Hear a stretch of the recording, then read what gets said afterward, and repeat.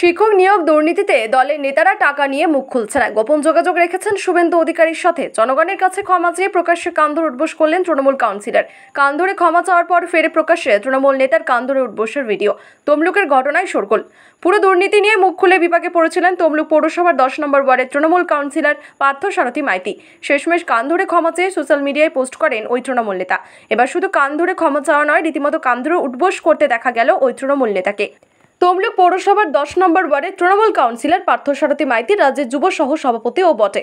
শিক্ষক নিয়োগ দুর্নীতি নিয়ে সরব হয়েছেন তিনি। সম্প্রতি নন্দীগ্রামে শিক্ষক নিয়োগ দুর্নীতি নিয়ে শুভেন্দু বলেন, আমার কোনো আত্মীয়কে এই লিস্টে পাবেন না। জানিয়ে পার্থসারথী মাইতি বলেন যে শুভেন্দু অধিকারী সবচেয়ে বেশি চুরি করেছে। সেই শুভেন্দু অধিকারী নন্দীগ্রামে বড় বড় কথা বলছেন। প্রসঙ্গত এই লিস্ট 2016 সালের প্যানেলের, যে সময় শুভেন্দু অধিকারী তৃণমূলে ছিলেন। তিনি আসল দুর্নীতির মাস্টার মাইন্ড, কিন্তু পূর্ব মেদিনীপুরের তৃণমূল নেতারা নিজেদের পদ বাঁচানোর জন্য তার নাম মুখে আনছেন না।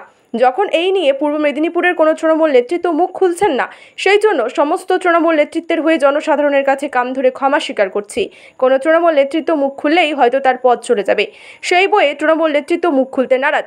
ক্ষমা স্বীকারের ভিডিও ইতিমধ্যে ভাইরাল সমাজ মাধ্যমে। জানিয়ে কটাক্ষ করেছে বিজেপির দাবি পার্থসারথী মাইতির মস্তিষ্কের চিকিৎসা প্রয়োজন। পাগলে কিনা বলে, ছাগলে কিনা খাই।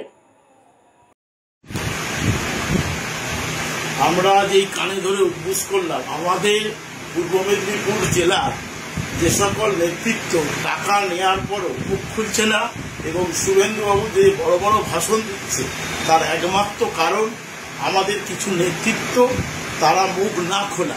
তাদের হয়ে মানুষের কাছে আমি কানে ধরে উদ্বোস করছি।